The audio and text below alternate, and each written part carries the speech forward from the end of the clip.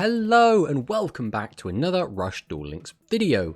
Today we're taking a look at an Aqua deck in a deck profile for Disco Fever.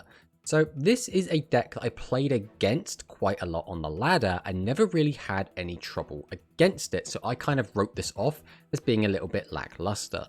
But Shelmy managed to build a Disco Fever deck that managed to place quite highly in a recent Rush Duel tournament, so I thought I would take another look at it, as well as the fact that Aqua has always had a special place in my heart.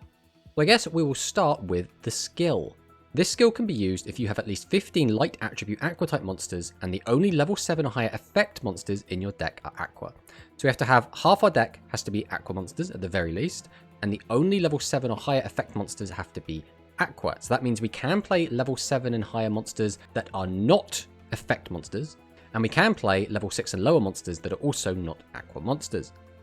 Can be activated during the turn you have normal summoned a light attribute Aqua type normal monster. Any number of light attribute Aqua type monsters on your field whose total levels equal 10 gain 700 attack until the end of this turn. So what this means is we can take 2 4s and a 2, or an 8 and a 2, or 2 3s and a 4, and as long as their levels total 10 or under, we can boost them by 700 each. What this does mean is a lot of the time we will be boosting a D and Keto plus a Bubbly Elf and giving each of them 700, putting Bubbly Elf up to 15 and putting D and Keto up to 32. Or we will be doing something like a double Canaan play where we'll just bet both of these monsters up to 21.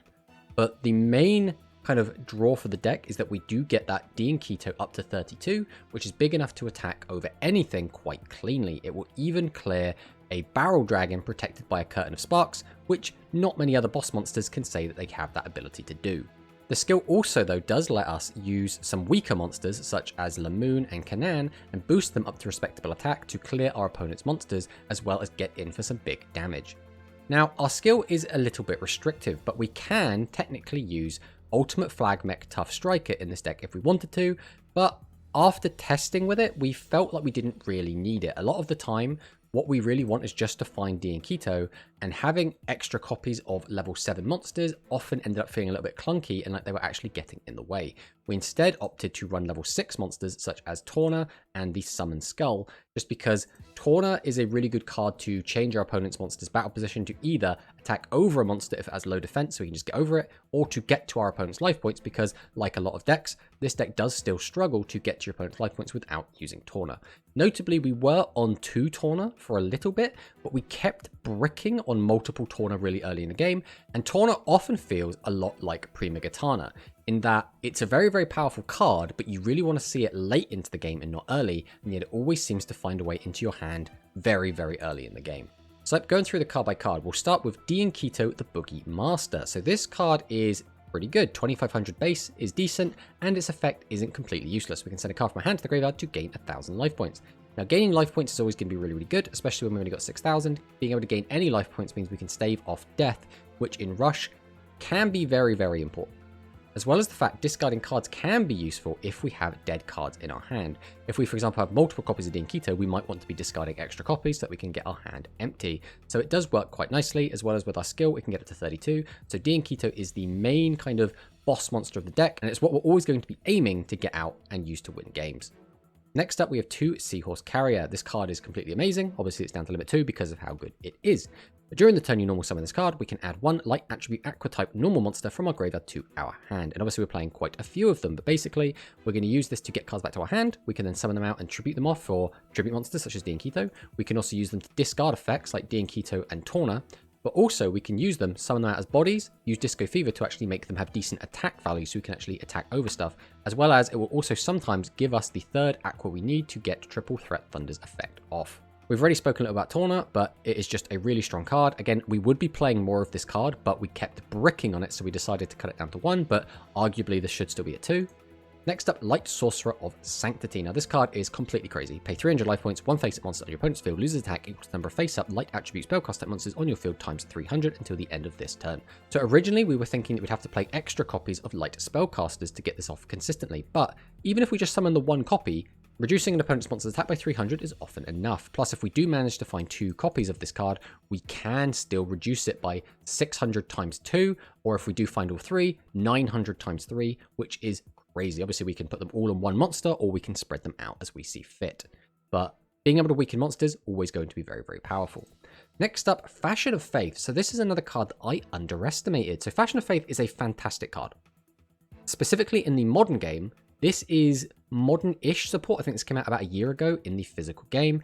And this works really well when we have a lot of different Dragonketos available, because by having lots of different level 8 Aqua monsters, we can more reliably resolve Fashion of Faith's effect. So my logic going in was with only 3 targets for its effect, it's not going to come off very often, and therefore it's going to feel a little bit underwhelming. But it does actually come off quite a lot, and its effect is really good, which is if we normal summon this card this turn and we have a face-up level 7 or higher Aqua type monster on our field, we can draw a card. Now again, drawing cards in Rush is extremely important. I think a lot of people really underestimate how good drawing cards is in Rush, but giving yourself more options, being able to summon more monsters, have more back row, be able to pay more effects is very, very good in Rush. And that's basically how you combo in Rush, is you just keep drawing cards and reviving cards from the graveyard and just having access to more cards to kind of do things with. But then, all face-up level 7 or higher Aqua type monsters on your field gain 400 attack to the end of this turn. Now, notably, this is all face-up level 7 or higher Aquas, which means if we do manage to summon out 2 Dragonketo, we can boost both of them. And again, that 400 does put up to 29. Now, 29 is not a great number. It's still a good number. Let's not undersell that. But it still doesn't clear a lot of things that have protection from things like the Barrier or Curtain of Sparks. But still, just getting that draw and that little power boost oftentimes will be enough to clear what you need to and be able to get into your opponent's life points. Next up, Summon Skull. Summon Skull is just a decent body. 2500 is a decent number.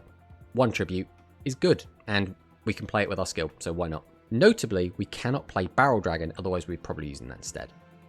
Then we have the 3 Canaan, again, notable because it's the highest attack monster that we can bring back using our Seahorse Carrier, and it has got to 21 with Disco Fever. We have Grace Princess Kana, again notable because it does have 1400 defense. We have Lamoon, which is the next highest attack monster that we can bring back. And then we have Bubbly Elf, which is in here to reach the number of lights we need to reach, as well as we can give it a boost as well as our Dragonketo, because 8 plus 2 is 10, which does mean Bubbly Elf does have some additional value in this deck. Next up, we have Hydration. This would be at 2 in the deck, but we haven't unlocked our second, so we are using the Ghost Cyclone.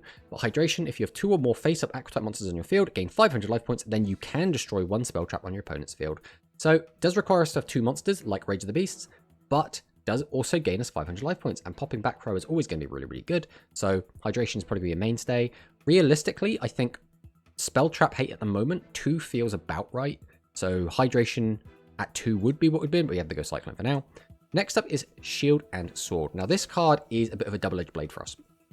A lot of cards in the game in general right now have 0 defense, which means Shield and Sword can oftentimes mean you just immediately win the game. Unfortunately, our deck also plays a lot of monsters that straight up have 0 defense points, which does mean Sword and Shield destroys us if our opponent uses it. If we, let's say, summon out Canaan and 2 Lamoon, use our Disco Fever, boost all 3, attack, attack, attack, then our opponent just drops Shield and Sword, we have 3 monsters that have 0 attack, we get completely blown out, and we might even lose the game if our opponent has something like a Dragus, because it's basically attacking 3 times directly, which is catastrophic. But Shield and Sword does also work for us. Obviously we use it, flip everyone's attack, clear our opponent's board, and if they also have 0 defense, we basically get to attack them directly, which is completely insane. Shield and Sword is arguably one of the best cards in the game right now. I think probably second after Widespread Ruin, which is just completely bonkers. Next up, Triple Threat Thunder. Now this is basically like having an extra copy of Shield and Sword in some regards. We can weaken a monster down to 0, then attack over that monster, get in for a load of direct damage, as well as getting rid of a big threat. So Triple Threat Thunder is absolutely insane, and sometimes it can be a little bit difficult to resolve. If we end up with a Light Sorcerer of Sanctity, or Torna, or the Summoned Skull on the board, we just cannot get to those 3 Aqua monsters to actually resolve this. It can get a little bit frustrating, but overall, this card most of the time ends up being fantastic, so definitely a must include. Then we have Widespread Ruin. Don't really talk about this card. It is the best card in the game. It's fantastic.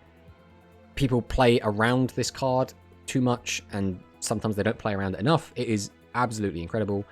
This deck doesn't really have a good way to play around it ourselves, but I mean, most decks just kind of lose to Widespread Ruin anyway. There's nothing we can do about that. And then the Barrier. The Barrier is a really good tool. And primarily, what we actually use this for is recycling cards. Getting back our Seahorse Carrier can be very, very important. But more often than not, we want to put back D and Keto, the Boogie Master, because if we run out of D and Keto, the deck really does run out of steam. And we really need to be able to keep applying pressure. And D and Keto is the primary way that we do that. So we oftentimes just use the barrier to bring back D and Keto and then keep going and going and going. But on top of that, being able to reduce monsters' attack by 400 is very, very good if we're playing 2500s, because basically the only clean ways they have to get over that is with the Ultimate Bond into Aim Eagle skill, a 7-0 Magician play, or Ancient Arise Dragon. I guess you could also throw Noodle Ninjas in there as an extra card that can attack over the barrier, but there are a lot more monsters that cannot attack over the barrier than there are that can, so overall the barrier ends up being net positive most of the time. And being able to destroy your opponent's monsters during your opponent's turn is unbelievably powerful in Rush. So how does the deck kind of play? Well, we play as aggressive as we can get away with, basically. We're always trying to just find D and Keto and then attack over our opponent. The only thing they can really use to stop us is going to be Widespread Ruin. So D and Keto kind of just gets to throw its weight around and kind of bully everyone out of the game. Tauna is our way to get to our opponent's life points if we have them on the defensive, as well as the fact this deck can just kind of kill someone out of nowhere by boosting the attack up. So D and Keto goes up to 32 with Disco Fever, then can gain 400 from Fashion of Faith, which means that it goes up to 36. And if we resolve a Triple Threat Thunder or Shield and Sword, we can weaken our opponent's monsters down to 0, attack into them, and get 3600 direct damage in, which can just end a game on the spot. So this is the deck. Overall, it's been very reliable. We've had a lot of fun playing this. The only issues we've really run into is when we don't find D and Keto. Some games will find all of our tribute monsters and just be able to do nothing. Some games will find none of our tribute monsters and also be able to do nothing, because those also just happen to be the game that our opponent like turn 1 summons a Dragius and just manages to push in for just a ton of damage. But that's Rush in a nutshell, right? Sometimes you will brick. That is just part of the game. Until we get more consistency cards, we're just going to have to deal with that. But let's fire in some replays so I can show what I've been talking about.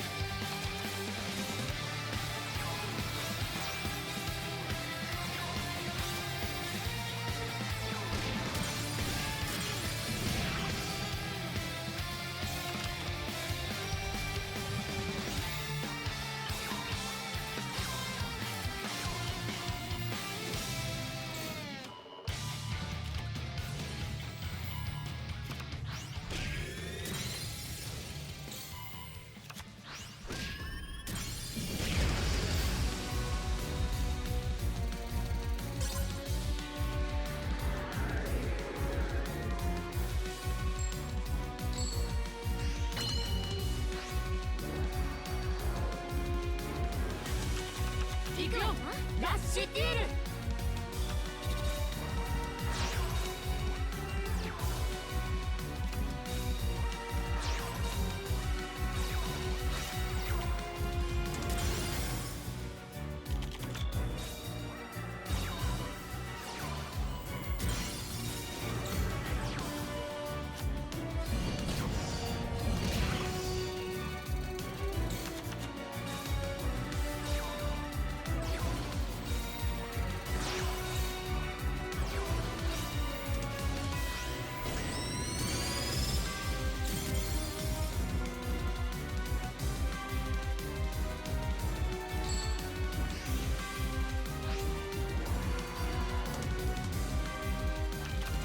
いいぞラッシュデュエル。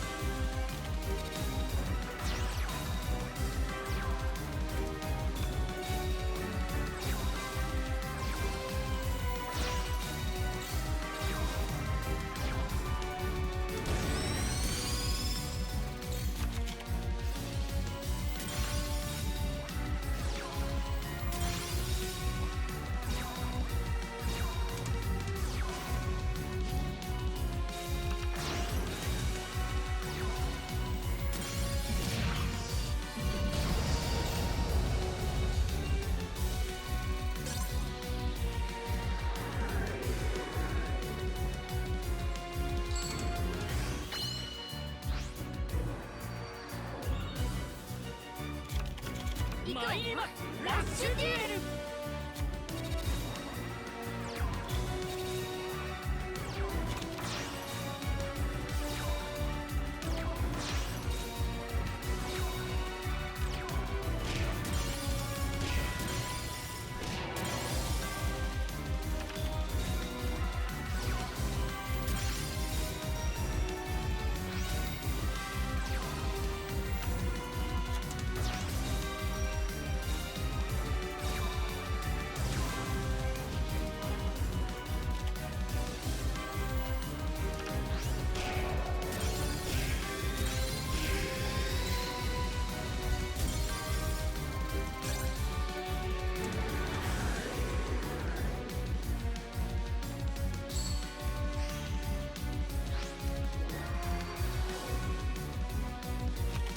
行くよラッシュデュエル。